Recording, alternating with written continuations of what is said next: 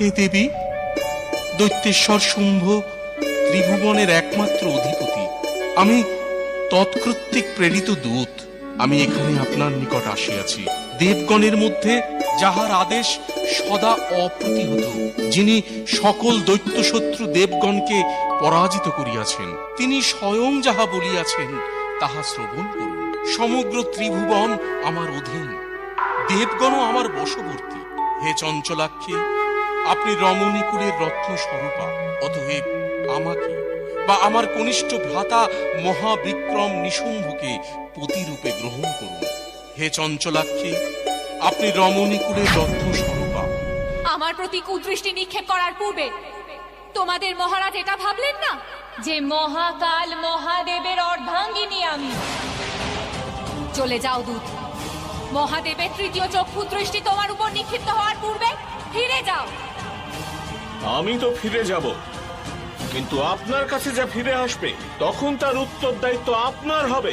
বলে দিও তোমাদের মহারাজ শুম্ভকে, সে যদি এখানে ফিরে আসে তাহলে মহাদেবের তৃতীয় চক্ষুর অগ্নিদৃষ্টি তার জন্য প্রতীক্ষা করে থাকবে। সমগ্র কৈলাসকে ধ্বংস করে এই অহংকারী কৈলাস স্বামিনীকে এক্ষুনি আপনার চরণে এনে হাজির করছি ভ্রাতা। না নিশুম্ভ,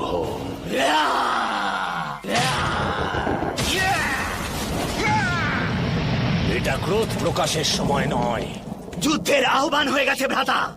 আমাকে এবার অনুমতি দিন। এই গর্জন তো আহ্বানেরই প্রতিরূপে নিশুম্ভ, আর এই আহ্বানের উত্তর হবে চণ্ডমুণ্ডের প্রহার। চণ্ডমুণ্ড, আগে মহারাজ যাও, নিজেদের সমস্ত শক্তি লাগিয়ে দাও, আর ওই পার্বতীকে এখানে নিয়ে এসো, আর তার সাথে নিয়ে এসো তার কাটা মুন্ডটাও। সেই নারী যার এক গর্জনে 60,000 অসুরের বিনাশ হয়ে গেল।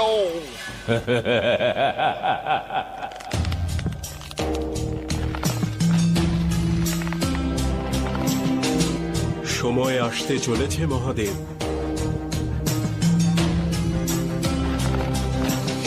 পার্বতী হল এই বান নারায়ণ, আর আমি তার জ্যা। বানকে সামনে যেতে হলে জ্যার দূরে সরে যাওয়াটা আবশ্যক। ঠিক সেভাবেই নারীকে তার শক্তি সম্বন্ধে অবগত করতে পুরুষকেও পিছনে সরে যেতে হয়। আপনার যোগ নিদ্রার সময় হয়ে গেছে নারায়ণ, আর আপনার সমাধিরও। মহাদেব,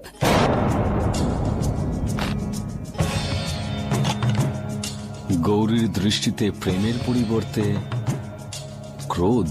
ক্রোধ তো আপনারও হবে মহাদেব, যখন শুম্ভের প্রস্তাবের কথা জানতে পারবেন। এমন ক্রোধ যাতে আপনার তৃতীয় নেত্রও খুলে যেতে পারে। শুম্ভের সহিত সমগ্র সৃষ্টি না ধ্বংস হয়ে যায় সেটাই ভেবে ভয় পাচ্ছি আমি। শুম্ভ, ওই শুম্ভ বিবাহের জন্য প্রস্তাব পাঠিয়েছে আমায়। কৈলাসে যা যা ঘটে তা নিয়ন্ত্রণ করার সম্পূর্ণ অধিকার আছে তোমার, আর আমার দৃঢ় বিশ্বাস তুমি এই সমস্যার একটা না একটা সমাধান ঠিক বের করতে পারবে। আমার সমাধির সময় হয়ে গেছে, আমাকে এখন যেতে হবে। যে কোনো সংকটের সময় নিজের স্ত্রীর পাশে দাঁড়ানো স্বামীর কর্তব্য নয়? স্বামী, কারণ যে জয় অপরের সাহায্যের দ্বারা প্রাপ্ত হয় তাকে জয় নয়, দয়া বলা হয়। আর আমি চাই না যে আমার স্ত্রী, আমার অর্ধাঙ্গিনী দয়ার পাত্র হয়ে থাকে। এই সমস্যার সমাধান স্বয়ং তোমাকেই করতে হবে। কিন্তু দেব, ওরা তো শক্তিশালী অসুর, আর আমি একজন অবলা নারী। অবলা শব্দটার মধ্যেই বল লুকিয়েছে।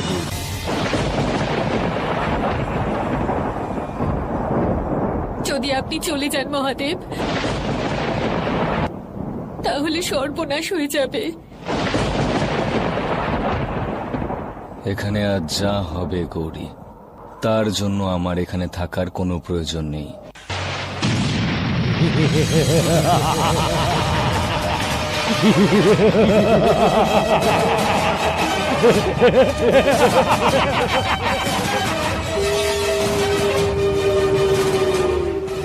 যে নারী হয়েও মহারাজ শুম্ভের আদেশ অমান্য করার দুঃসাহস দেখিয়েছে। কোথায় আপনি কৈলাস স্বামিনী? আমি আপনাকে মহারাজ শুম্ভের সেবার্থে নিয়ে যেতে এসেছি। এবার আমার মহারাজের আদেশ অনুসারে আপনার কেস ধরে বলপূর্বক টেনে হিচড়ে নিয়ে যাব আপনাকে।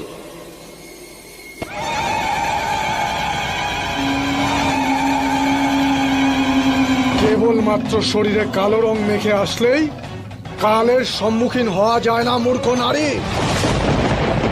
যে আজ তোকে মৃত্যুর মুখে পাঠিয়েছে সে খুব ভালো করেই জানে যে এই সমগ্র রণভূমিতে এমন আর কেউ নেই যে চণ্ড আর মুন্ডের সম্মুখীন হবে।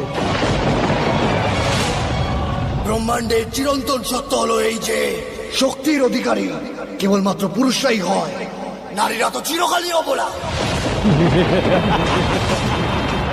নারীদের জন্মই হয় চিরকাল পুরুষদের পেছনে থাকার জন্য, পুরুষদের সামনে মাথা নিচু করে।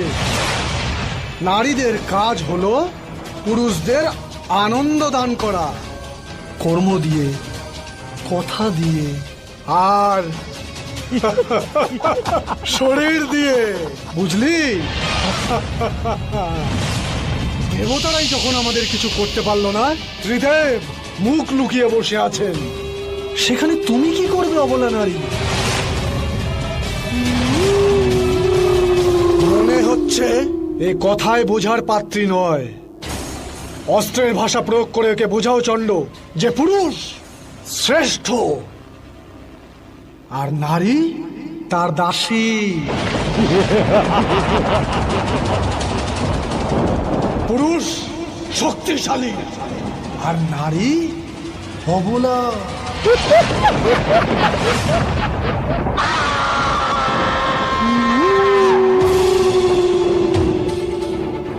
ঠিকই বলেছিস তোরা। পুরুষ জন্মদাতা, নারীরা জন্মদাত্রী।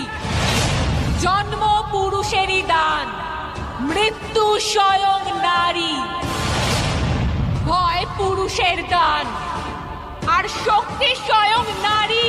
যাদের মনে হচ্ছে নারীরা শক্তিহীনা, আজ সেই নারীর সাথে যুদ্ধ করুক তারা। বল মুন্ড, ক্ষমতা আছে নাকি নেই?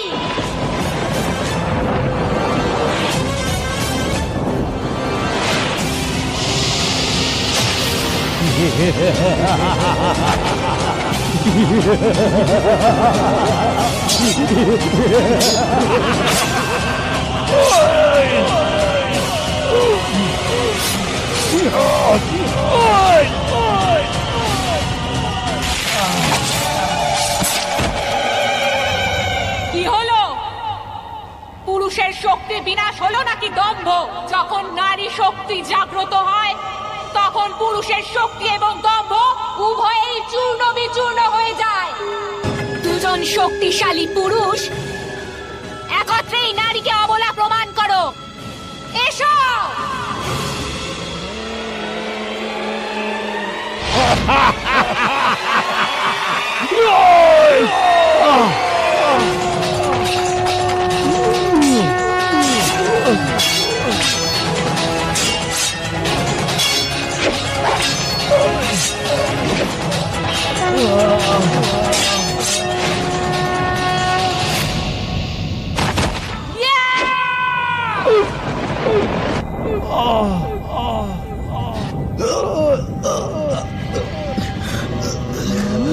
আপনার সাথে আমাদের কোনো শত্রুতা নেই, আমরা আপনার শত্রু নই। যে ব্যক্তি নারীর ওপর আঘাত আনতে চায় তাদের সকলকে আমি নিজের শত্রু বলে মনে করি।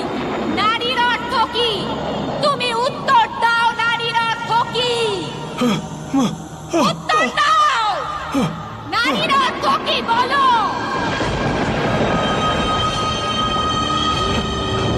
নারী অবলা হয়? আজ সেই অবলা নারী তোমাদের মৃত্যুদণ্ড দিচ্ছে।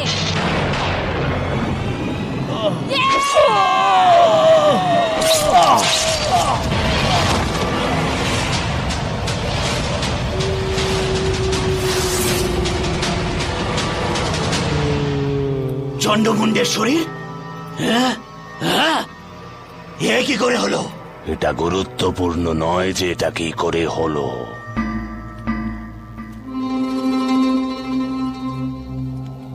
গুরুত্বপূর্ণ হলো এটা যে এটা কার কার্য।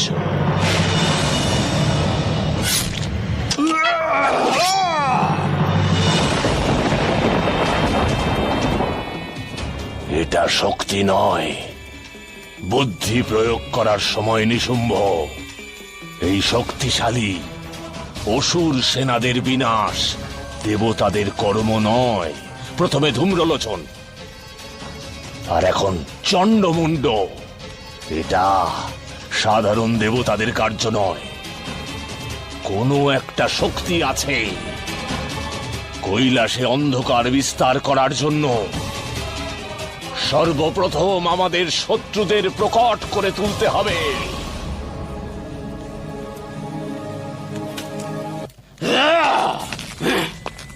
নিশুম্ভ,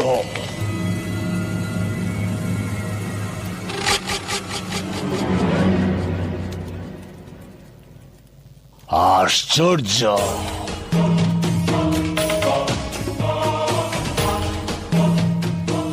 কৈলাসের শিখরে বসবাসকারী সেই মহাদেব, যাকে প্রসন্ন করার জন্য বছর বছর ধরে তপস্যা করতে হয়, তিনি স্বয়ং পাতালে পথভ্রষ্ট হয়েছেন মহাদেব, নাকি কৈলাস থেকে পতিত হয়েছেন? মৃত্যু, কাল আর শিব সর্বত্র গমন করতে পারে। পথ ভ্রষ্ট হয়নি, পথ দেখাতে এসেছি যাতে তুমি মৃত্যুর কোলে না ঢলে পড়ো। মনে হচ্ছে কৈলাসের শীতলতায় আপনার বুদ্ধি জমাট বেঁধে গেছে মহাদেব। ভুলে গেলেন যে আপনি আমাদের হত্যা করতে পারবেন না, কিন্তু যদি আমরা চাই। সমুদ্রের ঢেউ অহংকার করে অনেক উপরে উঠে যায় শুম্ভ, কিন্তু তাদেরকে সাগরেই পতিত হতে হয়। তাই ধরে নাও যে আজ সমুদ্র নিজে তার ঢেউদের সতর্ক বার্তা এবং সুযোগ দুটোই দিতে এসেছে। সুযোগ তো আমি দিয়েছিলাম দেবতাদের আমার চরণে আশ্রয় নেওয়ার জন্য, কিন্তু চণ্ডমুণ্ডকে বধ করে তারা সেই সুযোগও হারিয়ে ফেলেছে। এবার সতর্ক বার্তা আপনি শুনুন মহাদেব। যে প্রকারেই হোক কৈলাসের গৃহস্বামিনী এই ত্রিলোকপতিরই হবে, আর এটাই হবে দেবতা এবং আপনার দম্ভের বিনাশ।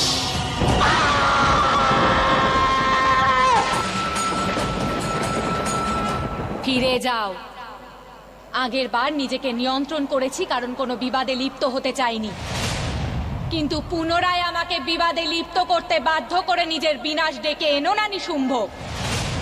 এটাই তো আমি চাইছি যে ওই মহাকালী এখানে আসুক। বনে না আমার মহাকালীর ভয় আছে, আর না কোনো স্ত্রী লোকের। কর্ম আমি, মোক্ষ আমি, ধূলিকণা আমি, ব্রহ্মাণ্ড আমি, অন্ত আমি, প্রারম্ভ আমি, মহাকালী আমি। ছোটবেলা থেকেই নারীকে বোঝানো হয় যে সে দুর্বল, কিন্তু সময় এলে পরে সেই নারী নিজের পিতা, নিজের ভাই, নিজের স্বামীর শক্তি হয়ে পাশে দাঁড়ায়। আজ সমগ্র সংসারে এক উদাহরণ সৃষ্টি হবে যে প্রত্যেক নারীর মধ্যে শক্তি আছে, আর শক্তির অপর নাম হলো মহাকালী। এক নারী তোকে জন্ম দিয়েছে, প্রতিপালন করেছে, কিন্তু তুই সংসারের সমস্ত নারীকে অপমান করেছিস, তাই আর এক নারী আজ তোর থেকে তোর প্রাণ কেড়ে নেবে। এক নারী তোকে জন্ম দিয়েছে, আর অন্যজন তোকে আজ দেবে মৃত্যুদণ্ড।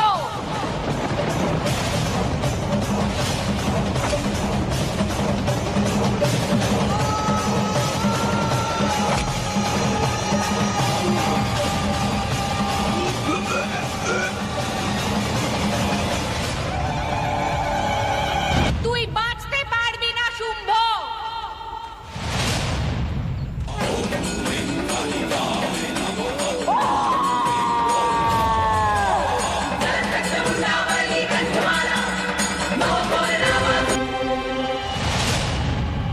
কোথায় গেল ওরা দুজন, যারা একজন নারীর আত্মসম্মান কেড়ে নেওয়ার প্রচেষ্টা করেছে? কোথায় গেলি শুম্ভ, নিশুম্ভ?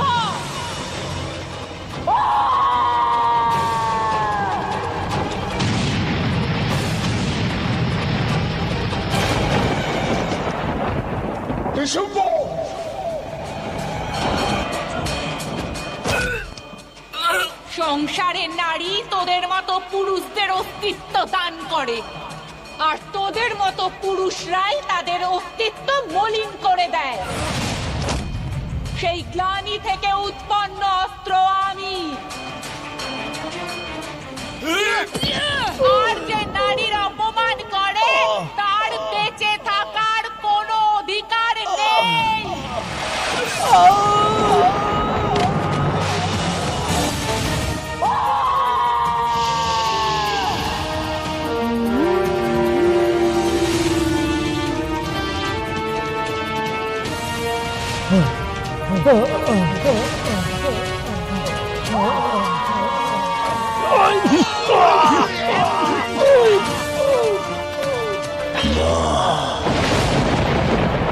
আমি আমার হার স্বীকার করছি।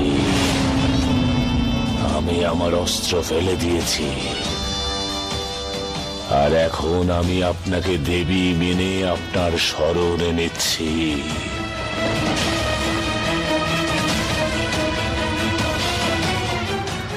এবার কি আপনার ভক্তের সংহার করবেন আপনি? না,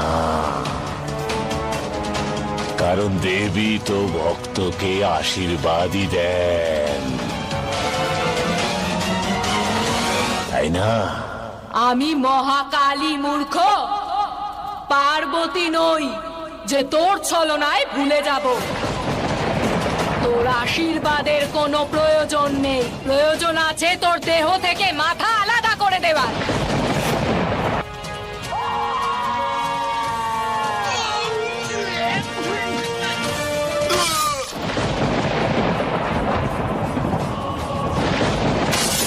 कर्म में, मोक्ष भी में, प्रकाश में,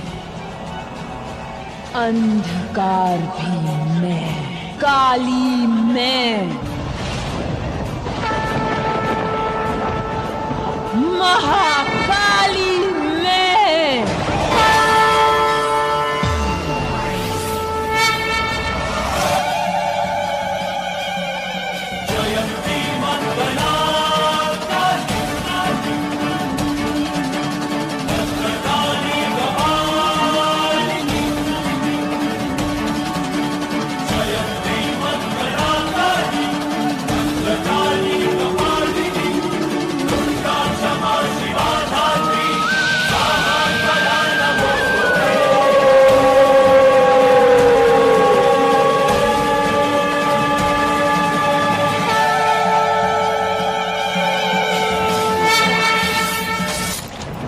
যেটার ভয় ছিল সেটাই হলো। এখন উনি আর কারোর নিয়ন্ত্রণে নেই।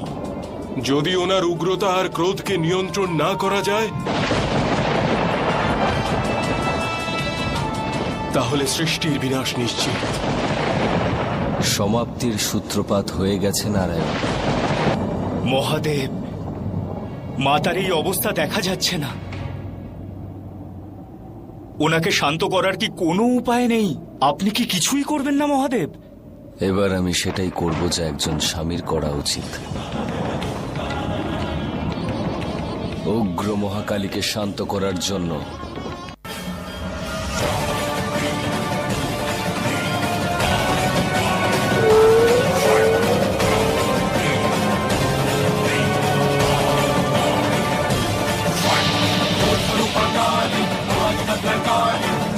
Somebody